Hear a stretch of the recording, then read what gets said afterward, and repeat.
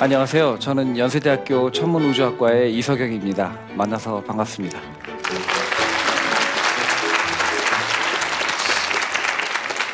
여기 오신 분들은 대부분 어떻게 살 것인가를 생각하시면서 인문학 강의를 들으러 오셨을 텐데 제가 오늘 드리고 싶은 말씀은 인문학적인 얘기라기보다는 자연과학적인 얘기인데, 그래도 제가 노력을 많이 해서 어떻게 자연과학을 하면서 어떻게 살 것인가를 묵상할 수 있는가, 그런 것에 대해서 한번 생각해보고 나눠보고자 합니다.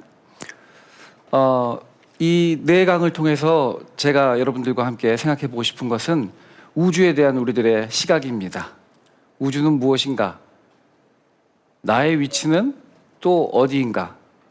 나와 우주를 어떻게 관련지어서 이해할 것인가? 이제 이런 게 저희들이 생각해 보고 싶은 것이죠. 우선 강의를 시작하기 전에 제가 한번 질문을 드리고 싶습니다. 여러분들에게 관련된다고 생각하는 우주의 크기가 도대체 어느 정도 됩니까? 도대체 우주의 크기, 뭘 의미하시는 겁니까? 이렇게 질문을 하실 텐데, 제가 의문을 갖고 있는 것은 삼라만상 우주가 있는데 그 중에 도대체 어느 정도 범주가 여러분들 삶과 직결되어 있다, 그렇게 생각을 하시나, 그거가 제 질문이 되겠습니다. 만약에 여러분들 중에 어떤 분들이 아침에 일어나시자마자 인터넷으로 뉴스를 한번 쫙 보시고 신문도 한번 펼쳐보시고 우리 고향에 부모님 살고 계신 마을에 밤새 무슨 일이 있진 않았는가, 이런 것까지 보신다면, 그리고 또 제주도 먼 바다까지 풍랑이 너무 심하게 일어서 해녀 일하시는 우리 할머니가 어렵지는 않으실까, 또 이런 것까지 늘 신경 쓰고 계시다면 아마 여러분들에게 직결되고 있는 우주를 우리 한반도라고 생각을 할 수 있을 것입니다. 여러분들이 한반도를 구석구석 매일매일 생각하신다면 아주 훌륭하신 분이겠죠. 여러분들의 우주가 그만큼 크다는 것입니다. 그런데 현대 사회에서 우리가 정보를 서로 교환하고 나누는 빛의 속도로 볼 때 한반도의 크기는 1000분의 1초 정도밖에 안 되는 아주 작은 사이즈에 불과합니다. 그런데 여러분들 중에 어떤 분들은 좀 더 관심이 이제 넓으셔서 저기 지금 뭐 인도네시아 어떤 지역에서는 해일이 일어서 사람들이 많이 피해를 받았다던데, 이런 생각도 하시고, 아프리카 수단에서는 내전이 어느 정도 이제 종료가 되었는가, 사람들은 좀 평화롭게 살고 있는가, 남아메리카는 이제 경제 대란에서 이제 많이 벗어나서 세계적으로 우리가 얘기하는 그 브릭스의 그 반열에서 열심히들 일하고 있는가, 이런 것까지 여러분들이 다 아우르고 생각을 하신다면 그럼 이제 지구 전체가 여러분들의 우주가 되는 겁니다. 하지만 지구 전체가 여러분들의 우주가 되더라도 우리가 빛의 속도로 교류하고 교통하는 현대 과학적인 측면에서 볼 때 그거는 한 0.1초, 0.01초 정도밖에 안 되는 아주 작은 우주가 될 것입니다. 여러분들 중에 근데 어떤 분들은 이제 태양계를 다 아우르시는 그런 분들도 계세요. 그런 경우에는 태양의 빛이 만약에 내년에 단 1%만 적게 나온다든지 더 나온다든지 하면은 지구 생태계가 다 교란돼서 오래 살지 못하고 다 죽게 된다, 이런 상상 정도 하시는 분들도 계실 겁니다. 뿐만 아니라 지구를 호령하고 군림했었던 공룡들이 어느 날 갑자기 6,500만 년 전에 싸그리 다 멸종을 하게 됩니다. 그때 공룡들만 죽은 게 아니라 지구상에서 살아있었던 대부분의 동물들, 그리고 또 심지어 식물들까지도 많이 멸종을 하게 되는, 우리가 오늘날 절멸이라고 하는 그런 일을 겪게 되었는데, 요즘 과학자들이 하는 얘기를 들어보니까 6,500만 년 전에 무슨 일이 있었냐 하면 지구에 소행성이 하나 와서 떨어졌다, 이겁니다. 멕시코 유카탄 반도라는 곳에서 떨어진 그 소행성이 아주 극심한 폭발을 일으키고 지구 대기를 먼지로 가득 차서 태양빛이 차단되고 수십 년 가다가 보니까 먼저는 식물들이 다 죽고, 그 다음에 식물을 먹어야 되는 동물들이 죽고, 그 다음 동물을 먹어야 되는 동물들도 죽고, 뭐 다 죽는 거죠. 여러분들이 여기까지 생각을 하시고 우리 지구 주위에는 정말로 셀 수 없을 만큼 수십억 개의 작은 소행성들이 언제 어떻게 그 궤도가 교란이 되어서 지구를 향해서 날아올지 모르는구나까지 상상을 하고 계시다면, 그러면 여러분들의 우주는 태양계 전체를 포함하는 게 되는데, 태양계 전체는 얼마나 큰지 우리가 정확히 정의하기는 힘들지만 만약에 우리가 대략 명왕성까지다라고 볼 수 있는 태양계를 정의를 한다면 빛의 속도로 4시간 정도밖에 안 되는 우주가 되는 것입니다. 물론 한반도만 고민하시는 분들보다는 어마어마하게 큰 우주를 갖고 계시지만 아직도 우리가 알고 있는 진짜 우주에 비해서는 상당히 적게 되는 거죠. 여러분들 중에 또 어떤 분들은 태양은 우리 은하에 존재하고 있는 약 1천억 개의 별 중에 단 하나에 불과하다, 이런 것까지 아셔요. 그리고 태양은 태어나기 전에, 이 태양이 하나 태어나기 전에 그 전에 있었던 수많은 별들이 뿌려준 그러한 기체나 물질로부터 만들어졌기 때문에 태양이 다른 별과의 이 관계를 우리가 잊고서는 태양의 그 가치를 올바로 알 수 없다라는 것까지 여러분들이 생각을 하셔서, 와, 이렇게 어마어마한 1,000억 개의 별 무리, 우리가 은하라고 부르는 별 무리를 여러분들 가슴속에 간직하고 계신 분들에게는 이 은하 전체가 여러분들의 우주가 되는 것입니다.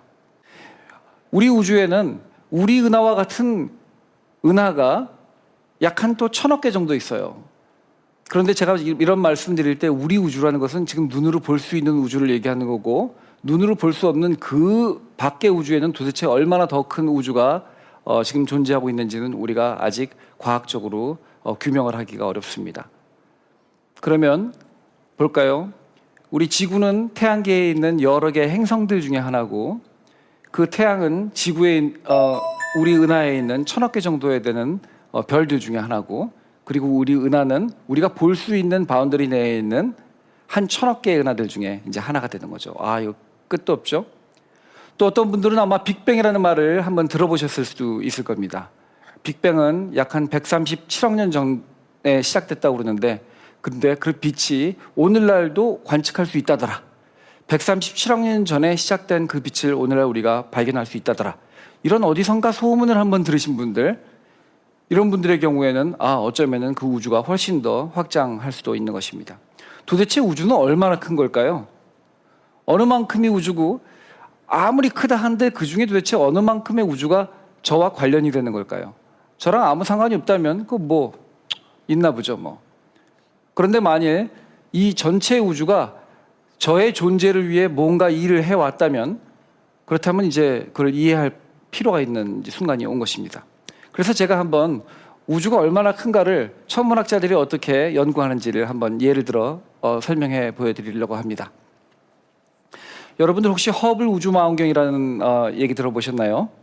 허블은 20세기 아주 위대한 천문학자 중에 한 명입니다. 미국 사람인데 그 사람을 기리기 위해 우주망원경을 하나 건설을 해서 1990년대부터 지금까지 20년 넘게 지금 운영을 해오고 있습니다. 아주 어마어마한 돈을 들여서 이 우주망원경을 발사를 했죠. 우주망원경을 발사를 해서 지구 주위에, 지구의 표면으로부터 약 한 590km 정도 떨어진 지점에다가 이 위성을 놓고 그 위성이 지구를 뱅뱅뱅뱅 돌게 합니다. 그 망원경은 이렇게 생겼습니다. 이 허블 우주망원경을 통해서 천문학자들이 뭘 하기로 했냐면 우주의 끝을 한번 보기로 결정을 했습니다. 한번 보겠습니다. 지금 지구가 보이고요. 지구 근처에 지금 허블 우주망원경처럼 생긴 이제 그림이 하나 있죠. 저 허블 우주망원경은 지구를 약 한 90분에 한 바퀴씩 뱅뱅 돕니다. 그래서 초속 8km로 갑니다. 시속 말고 초속 1초에 8km씩 이제 날아갑니다. 날아가면서 그냥 가만히 있는 게 아니라 저기 빨간 X 표시되어 있는 하늘에 우리가 뭘 알 때 거의 아무런 천체가 없다고 이미 알고 있었던 그 지역을 끝까지 봅니다. 얼만큼 보기로 결정을 했냐면 안 보이는 게 보일 때까지.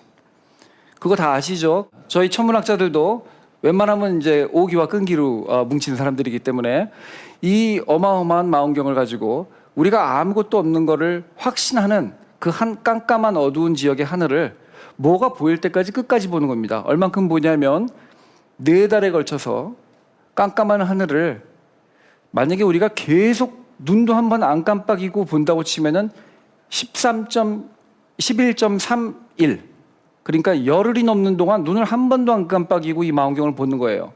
참고로 여러분들 카메라를 가지고 사진을 찍을 때 보통 125분의 1초를 찍습니다. 아니면 조금 더 샤프한 사진을 찍고 싶으면 250분의 1초를 찍어요, 노출을. 그런데 그게 250분의 1초가 아니고 250초도 아니고 11 열하루 동안 그것을 이제 하늘을 보기로 결정을 한 겁니다. 그 하늘의 모습을 지금 다음과 같이 보여드립니다. 이 사이즈는요, 이 크기는 지금 어느 정도 되냐면은 지금 이 관객석에서부터 저를 봤을 때 제 애기 손가락 정도 되는 하늘입니다. 조그만 하늘이죠. 이 하늘을 이렇게 커다랗게 표현을 한 겁니다. 이 가운데 부분에는 별이 별로 없죠.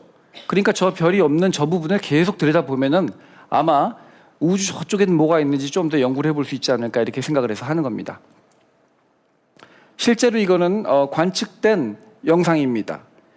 처음에는 조금 작은 망원경을 가지고 이 하늘을 보지만 그 다음엔 조금 더 큰 망원경으로 이제 하늘을 보고 여긴 진짜 없다. 깜깜하군. 시꺼매. 그런 데는 이제 더 큰 망원경으로 들여다봅니다. 들여다보니까 전에는 없었다고 생각하는데 자꾸 뭐가 보이기 시작을 합니다. 그리고 저 한가운데는 아무것도 없죠. 확실합니다. 이제 세계에서 가장 큰 망원경으로 봐도 아무것도 안 나와요. 하지만 허블 우주 망원경을 가지고 열흘이 넘는 시간 동안 계속 노출을 줘서 관찰을 했더니 저 우주 끝에서 빛이 나오는 것을 발견하게 되고 여기 이렇게 많은 은하들이 보이게 됩니다. 이 은하들은 지금 얼마큼 멀리 있는 은하들이냐면은 우주 전체 역사의 반 이상 멀리 떨어져 있어서 저기에 있는 빛이 날아와서 지금 저희들이 딱 관측을 하기까지는 100억 년의 시간이 걸렸습니다. 그러니까 오늘 저희가 인지했죠. 있구나. 걔들 거기 있을까요? 없습니다. 왜냐하면 저희가 그걸 인지했을 때는 이미 저 빛이 출발한 지 100억 년이 지난 이후기 때문에 그렇습니다. 사람들이 경악을 금치 못한 겁니다. 은하는 우리 주변에만 있는 현상이라고 생각을 했는데 우주 저 멀리를 봐도 이렇게 많은 은하들이 있었구나. 그런데 재미나게도 우주 저 끝에 있는 이 은하들은 처음에 제가 보여드렸던 우리 은하와 같이 비슷하게 생긴 그런 보통의 은하들과는 모습이 달라요. 뭔가 다 이렇게 대답 알았죠? 대답 알았어요. 우리 어른들을 보면 다 이렇게 그냥 균형 잡힌 몸을 갖고 있지만 1살짜리 꼬마 아장아장하는 애들 보면 어떻습니까? 전부 다 머리만 너무 큰 것 같고 그냥 고사리 손 같고 그렇죠? 어린 은하들을 저희들이 발견하게 된 것입니다. 자, 이 모든 것들이 다 어디서 왔을까요? 자, 은하, 별, 행성, 그 안에 살아있는 무슨 생물들, 이 모든 것들. 이게 바로 인류의 궁극적 질문이 아니겠습니까? 우주의 기원은 무엇일까? 그리고 결국은 어떻게 될까? 생명의 기원은 뭘까? 그리고 결국은 어떻게 될까? 결국은 이런 거 아니겠습니까? 그래서 이 우주에 대해서 우리가 공부해 보고자 하는 겁니다. 그런데 갑자기 웬 그림? 이 그림은 프랑스의 후기 인상파 화가 폴 고갱, 제가 아주 존경하는 폴 고갱이 그린 그림인데요. 그림의 제목이 참 재밌습니다. 우리는 어디에서 왔나? 우리는 무엇인가? 우리는 어디로 가는가? 이게 무슨 철학자 전 시간에 논어 했다고 그러는데 이 논어의 확장인 것 같죠? 그런데 폴 고갱이 죽기 한 3년 전쯤에 아주 회심의 이 그림을 이제 그리고 이때가 요 바로 전에 폴 고갱은 이제 자살을 한번 시도를 합니다. 그게 미수에 그치고 결국은 이 그림을 그리고는 이제 곧 2년이나 3년 후에 이제 돌아가시게 됐는데 이 그림의 제목을 이렇게 지었습니다. 우리는 어디서 왔는가? 저 같으면 우리는 누구인가 할 텐데 폴 고갱은 우리는 무엇인가 이렇게 질문을 합니다. 그리고 우리는 다 어디로 지금 향해 가고 있는가? 심오하죠? 이게 웬 천문학 강연에서 이런 질문이 나옵니까? 제가 말씀을 드리려고 합니다.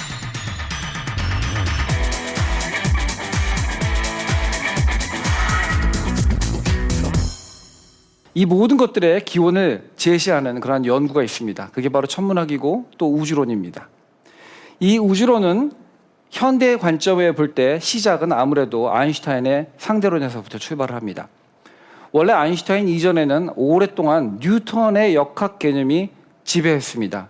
뉴턴의 역학 개념에서는요, 시간은 언제나 우리가 기대하고 있는 것처럼 그렇게 흐릅니다. 그 다음에 공간은 이미 주어져 있습니다. 여기 이렇게 큰 공간이 있고 여기에 시간은 째깍째깍 흐르고 그 안에서 이석영은 왼쪽으로 움직였다가 앞으로 조금 갔다가 오른쪽으로 움직였다 하는 거죠. 이게 뉴턴의 역학 개념입니다. 그런데 아인슈타인이 이걸 다 뒤집어엎었습니다. 왜냐하면 뉴턴 방식대로 했을 때는 설명할 수 없는 자연현상이 너무 많았어요. 그걸 다 오늘 설명드릴 수는 없지만 결국 아인슈타인의 얘기는 뭐냐면 주어진 공간에 시간은 알아서 흐르는데 제가 여기서 지금 움직이는 것이 아니고 여기에 얼마만큼의 사람이 있고 어느 만큼의 에너지가 있느냐에 따라서 이 공간이 새롭게 정의된다 그런 얘기입니다. 그리고 그 공간이 정의되는 방식에 따라서 시간의 흐르는 방식이 다시 또 결정이 됩니다. 시간은 앞으로 흐를 수도 있고 가다가 멈출 수도 있어요. 에너지가 얼마나 많으냐 그 양에 따라서. 그러니까 더 이상 시간과 공간이 절대적인 개념이 되는 게 아니라 상대적인 개념이 되었습니다. 아인슈타인의 이러한 상대론은 1915년에 이제 발표가 됐는데 그 이후에 우리 인간이 상상할 수 있는 온갖 종류의 실험에서 다 맞다고 판명이 되었습니다. 그래도 100년이 지난 오늘도 아인슈타인의 상대 법칙이라고 부르지 않고 우리가 아직도 상대론, 이론에 불과하다라고 우리가 얘기를 합니다. 그렇게 과학자들은 보수적인 거죠. 아인슈타인의 상대론에 의하면 공간의 물질이 얼만큼 있느냐에 따라서 공간의 기하가 결정됩니다. 휘어질 수도 있고요. 공간이 휘어지면은 빛이 거기를 지나가는데 시간이 더 오래 걸리기도 합니다. 그래서 멀리서 보는 사람에게는 마치 빛이 멈춰 있는 것처럼 그렇게 보일 수도 있습니다. 아인슈타인이 1915년에 이거를 발견한 다음에 전 세계를 뒤집어 엎었습니다. 과학자들이 다 깜짝 놀랐죠. 왜냐하면 이것들이 그동안 오랫동안 설명할 수 없었던 많은 것들을 동시에 다 설명했기 때문입니다. 그런데 아인슈타인은 깊은 시름에 빠졌습니다. 만약에 자기가 맞다면 그러면 우주 공간도 에너지 덩어리이기 때문에 그 우주 공간의 기하 형태나 아니면 우주 공간의 앞으로의 운명이나 이런 것들도 우주 공간에 포함되어 있는 에너지의 양에 의해 결정되어야 된다는 것을 스스로 부인할 수가 없었기 때문입니다. 맨 앞에 계신 분 중에 혹시 운동신경이 좀 있으신 분 이거 한번 받아보실 수 있겠어요? 하지 말까요? 한번 받아보세요. 슉. 대단하신 분입니다. 다시 한번 던져보세요. 좋습니다. 저도 대단하죠? 이게 왜 가능합니까? 이게 왜 가능하냐면 이 공간이 지금 저희가 보는 거랑 똑같은 방식으로 지금 앞에 전개되어 있다고 믿기 때문입니다. 그렇죠? 이렇게 작은 공간 사이에서는 이렇게 되는데 공간이 아주 어마어마하게 큰 우주적인 스케일에서 볼 때는 공간이 휠 수도 있다는 얘기예요. 아주 마구잡이로 휘어 있을 수도 있다는 얘기입니다. 우주에 얼마나 많은 에너지가 있느냐에 따라서. 그리고 그게 맞다면 우주는 언제나 같은 모습으로 있는 것이 아니라 그 에너지의 양에 따라서 앞으로 변화무쌍하게 변할 수도 있다. 그런 얘기입니다. 아인슈타인은 그걸 싫어했습니다. 우주는 현재도 아름답다고 생각했고 그 아름다운 모습이 계속 유지될 거라고 생각을 했는데 그런데 우주가 앞으로 계속 변할 수 있다고 생각을 하니까 특히 어떤 방식으로 변하겠습니까? 우주에 물질들이 많이 있다면 물질들이 중력에 의해 한 점으로 수축을 할 겁니다. 그럼 파국이 일어나겠죠. 한 점으로 그냥 다 수축해버리기 때문에 아인슈타인이 그것을 싫어했으니까 새로운 개념을 하나 자기가 마음대로 만들어서 집어넣습니다. 그 개념이 오늘날 우주상수라고 부르는 겁니다. 이 우주상수는 우주가 갑자기 중력으로 인해 수축해서 한 점으로 밀집되는 것을 방지해주는 특별한 힘입니다. 그건 도대체 어디서 왔을까? 아인슈타인은 몰랐습니다. 근데 그냥 그런 게 있겠지. 그래서 아마 우주는 지금처럼 그냥 평온하게 아름다운 모습으로 항상 같은 모습을 유지하고 있을 것이야. 이렇게 아인슈타인이 생각을 했죠. 그랬는데 아인슈타인의 이러한 개념에 대해서 이제 새로운 시각들이 나타나기 시작했습니다. 이걸 다시 한번 볼까요? 지금 이걸 보시면 제가 던질 겁니다. 위로. 슉. 던진 모습을 여러분들이 딱 보고는 어떻게 생각을 하셨습니까? 만약에 던지는 모든 행위를 다 보셨다면 굉장히 자연스럽게 생각을 하셨겠죠. 그런데 만약에 여러분들이 잠깐 눈을 탁 떴을 때 공중에 이게 놓여져 있는 그것만 보셨다면 이게 왜 공중에 있을까? 이제 그 질문을 하는 거죠. 아인슈타인 생각에 우주가 지금 만약에 갑자기 한 점으로 중력적으로 수축하고 있지 않고 공중에 우주가 그냥 평온하게 있다면 그러면은 우주에 중력에 반하는 뭔가 얘를 들고 있는 힘이 있나 보다 이렇게 생각한 거죠. 그래서 그걸 우주상수라고 부른 거예요. 그런데 프리드만이라는 사람은 이제 그 당시 러시아의 과학자인데 프리드만이라는 사람은 그게 아니고 혹시 이거 누가 던진 거 아닐까? 그렇게 생각한 거죠. 아인슈타인은 이게 왜 공중에 떠 있을까? 이거 떠 있기 위해 뭔가 새로운 힘이 존재하는 거 아닐까? 이렇게 생각한 반면 프리드만은 누가 던졌겠지 그 얘기죠. 그러니까 우주가 만약에 지금 현재 한 점으로 수축하고 있는 것처럼 보이지 않는다면 그렇다면 그것은 정말로 수축하는 것을 방해하는 힘이 있기 때문이 아니라 우주가 애시당초부터 처음에 무슨 이유인가 팽창을 하고 있었더라면 그러면 수축하는 것을 막을 수 있을 것이다. 이제 그러한 제안을 했죠. 사실 이거 한 세기가 지난 다음에 말씀이지만 다 다 틀렸습니다. 아인슈타인은 그 당시에 우주가 수축하고 있는지 팽창하고 있는지 몰랐어요. 알 수도 없었어요, 그 당시에. 그런데 그냥 혼자 생각을 한 거예요. 우주가 그냥 똑같은 모습으로 있겠지라고. 그리고 거기에 대해서 프리드만은 이제 반기를 들고 나온 건데, 프리드만의 반기가 나중에 이제 옳게 판명이 납니다. 우주론적으로 저희가 모델링을 할 때 우주 전체에 대해서 우주가 어떻게 움직여왔고 변화해 왔을까를 모델링하는 거는 별 하나가 어떻게 움직이고 앞으로 변해갈까를 아는 것보다 훨씬 쉽습니다, 사실. 왜 그러냐면 우주의 물질들이 비교적 이 지금 오른쪽에 보이는 이 그림들은 하늘의 어떤 북쪽 하늘 방향과 반대쪽 하늘의 방향을 보고 하늘에 있는 은하들을 얼마나 많이 찾을 수 있는가를 다 천문학자들이 찾아본 거예요. 그랬더니 양쪽 방향으로 거의 비슷한 숫자의 은하들이 찾아지고, 은하들의 분포를 보면은 뭐 조금씩 더 많이 있는 데가 있긴 있지만 그냥 그럭저럭 다 비슷하게 다 균일하게 분포하고 있더라, 그런 얘기예요. 그래서 우주의 물질이 균일하게 분포하고 또 어느 방향을 보든지 다 비슷하게 등방적으로 분포하기만 한다면, 그럼 우주 전체에 대해서 모형을 만드는 거는 별에 대해서 모형을 만드는 것보다 훨씬 쉽게 됩니다. 그래서 이런 사람들이 이제 우주 모형을 만들기 시작을 했죠. 이 프리드만이 이제 아까 말씀드린 것처럼 이거 누가 던졌나 보지 하고 팽창하는 솔루션, 해를 발견을 하게 됩니다. 그리고 거의 같은 시기에 벨기에의 수도승이라기보다는 성직자였죠.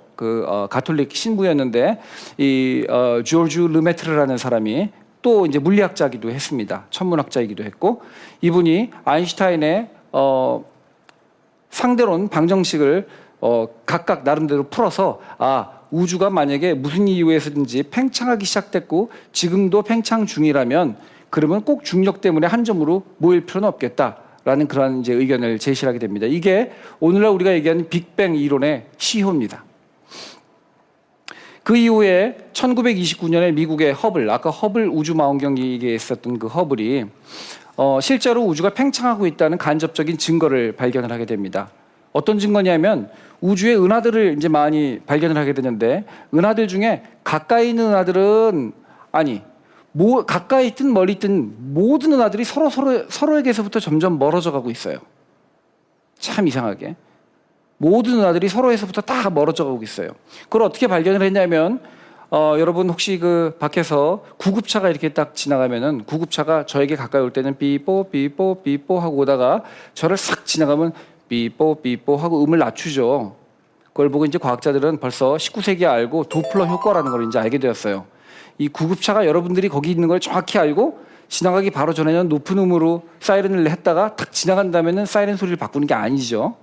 그거는 구급차가 그 소리를 내면서 나에게로 가까이 오면은 원래 낸 음보다 높게 들리기 마련이고요. 나한테서부터 멀어지면서 그 소리를 내면은 원래 낸 음보다 낮게 들리는 거예요. 그러니까 솔 하고 내다가 우리한테 다가오면서 솔 하면 저는 솔 하는데 여러분들 라 들리는 거고, 제가 뒤로 가면서 솔 하면 다른 분들은 파 들리는 겁니다. 그게 이제 도플러 효과입니다. 바로 그런 것을 활용을 해서 은하들이 멀리 있는 은하일수록 더 빠른 속도로 우리로부터 멀어져 갖고 있구나라는 것을 에드윈 허블이 이제 발견을 하게 됩니다. 사실 이 자리를 빌어서 제가 말씀을 드리자면 허블이 1929년도에 이 발견을 해서 세계에서 가장 유명한 천문학자가 되었는데, 사실은 그보다 한 2년 전쯤에 르메트르가 똑같은 연구를 해서 똑같은 발표를 했습니다. 그런데 어떤 학술지에다 했냐면은 사람들이 잘 안 읽는 불어로 쓰여져 있는 학술지에다가 발표를 했어요. 그래서 수십 년 동안 우리가 이게 허블의 우주 팽창이다라고 우리가 공부를 하고 배워왔는데, 저도 그렇게 배웠지만 오늘날 이제 과학사가들이 새롭게 연구를 한 결과 르메트르가 허블보다 약 2년 정도 더 빨랐다고 우리가 이제 확신을 하게 되었습니다. 그래서 저는 이제 그 몇 안 되는 사람 중에 하나입니다. 즉 이제 허블의 우주 팽창이 아니라 르메트르 허블의 우주 팽창이라고 새롭게 부르는 사람 중에 하나입니다. 게다가 이 은하들이 지금 가까이 있는 은하들이 멀어져 가고 멀리 있는 은하들은 더 빨리 멀어져 가고 한다는 게 무슨 의미인가? 이 은하들이요, 공간을 막 가르면서 비행기 날아가듯이 날아가는 게 아닙니다. 그게 아니고 여기 지금 우리 은하가 하나 있고 저기 또 다른 은하가 하나 있다면 은하가 움직인다기보다는 은하를 포함하고 있는 우주 전체의 좌표계가 움직이는 거예요. 좌표가 팽창을 하는 겁니다. 그러니까 이 은하는 자기는 가만히 있다고 생각을 하는데 갑자기 2배로 멀어지는 거죠. 이제 그게 우주 팽창 개념인데, 허블은 정작 이것을 발견해 놓고도 돌아가실 때까지 이러한 우주 전체의 팽창이라는 좌표의 팽창이라는 개념을 믿지 않고 돌아가셨습니다. 돌아가실 때까지. 자, 그러면 허블이 결국 우주가 팽창하고 있구나를 이제 발견해 준 겁니다. 그렇게 얘기를 하니까 아인슈타인이 옛날에 내가 우주가 한 점으로 수축하지 않게 하기 위해서 뭘 제안을 했었죠? 우주 상수를 제안했는데 그거 틀렸구나. 그래갖고 이 사람이 대단한 분입니다. 공공연하게 사람들에게 우주 상수는 내 인생에서 가장 큰 실수였다. 그렇게 이제 인정을 하였습니다. 정말로 그게 실수였을까요? 이제 그게 다다음 강의에 그렇지 않다는 이제 얘기가 나옵니다. 그러면 아인슈타인도 와서 이제 자기가 실수했다고 얘기하고 우주는 팽창 중이라고 얘기를 했으면 과학자들이 이제 믿으면 좋겠죠. 근데 과학자들은 보수적입니다. 100번, 1000번 테스트를 해본 후에야 믿는 그런 습성이 있어요.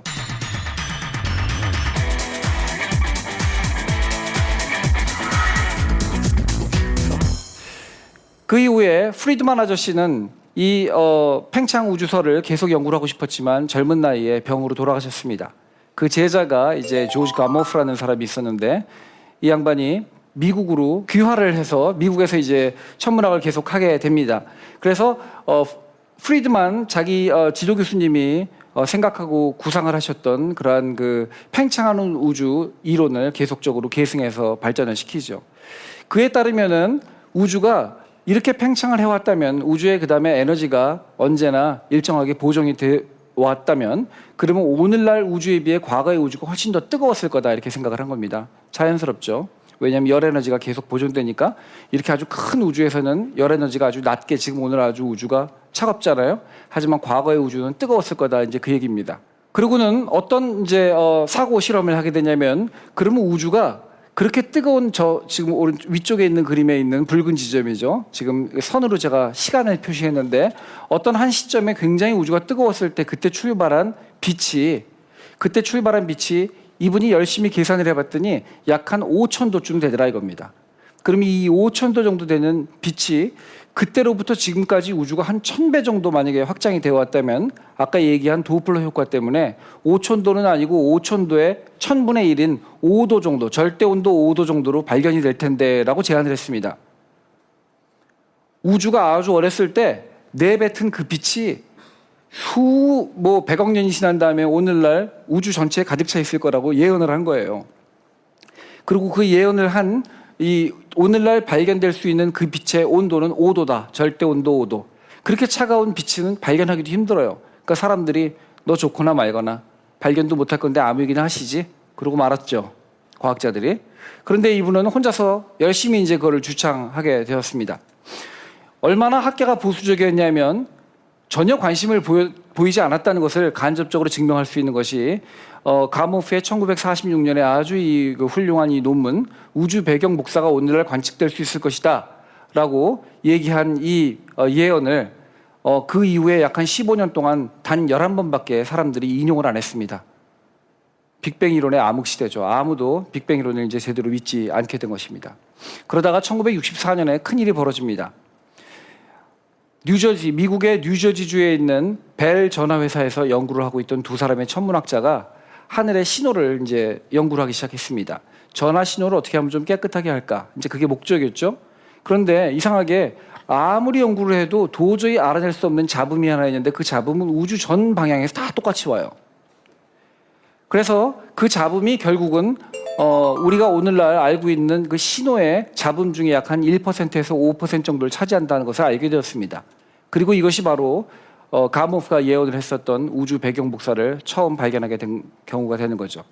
이거를 통해서 이 두 사람은 1978년도에 노벨 물리학상을 받게 됩니다. 그러면 이제 믿으면 좋겠죠?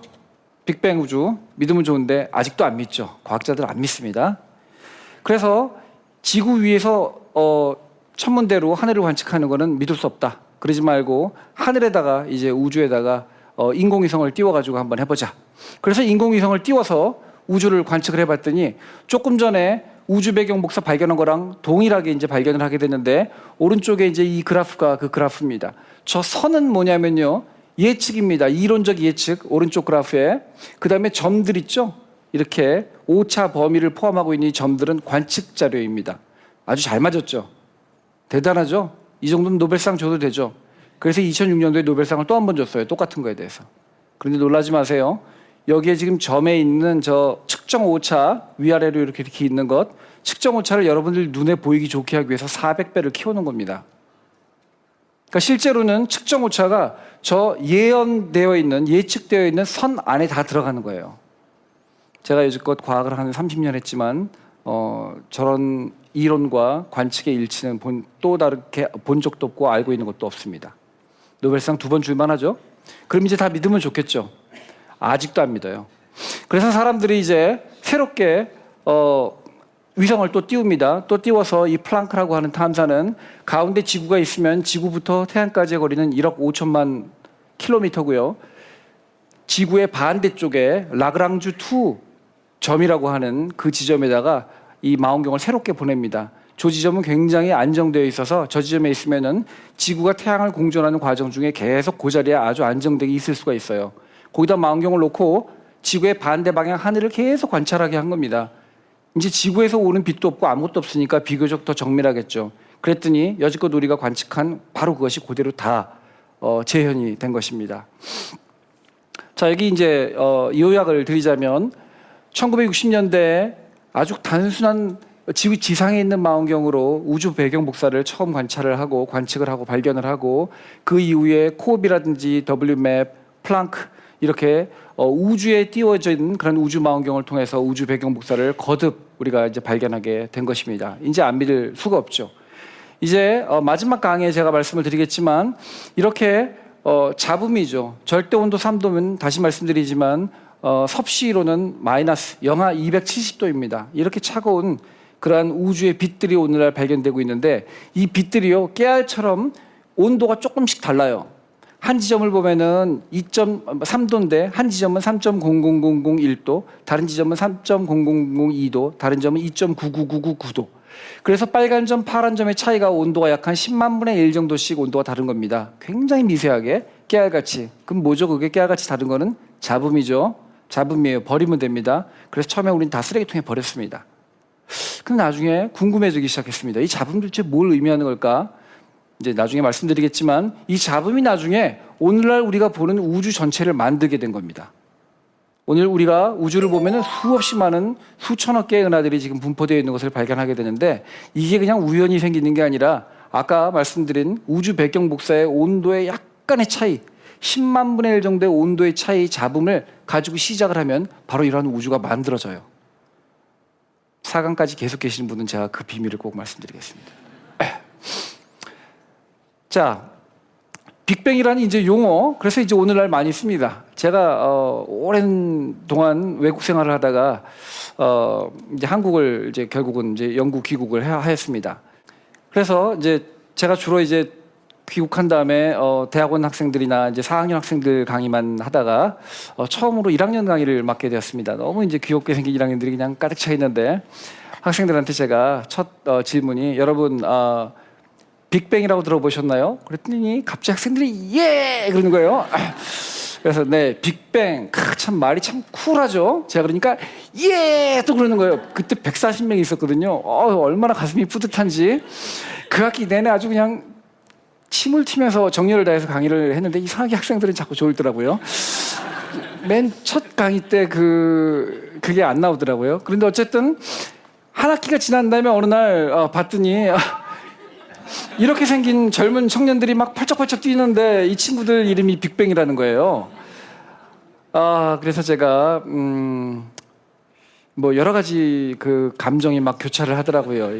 그 학생들이 그때 우주론 빅뱅을 생각하면서 그렇게 흥분했었던 것일까? 아니면 빅뱅 그룹이었을까? 그러다가 에이 전자였겠지. 저 혼자 이렇게 생각을 하고 이제 그렇게 지났습니다.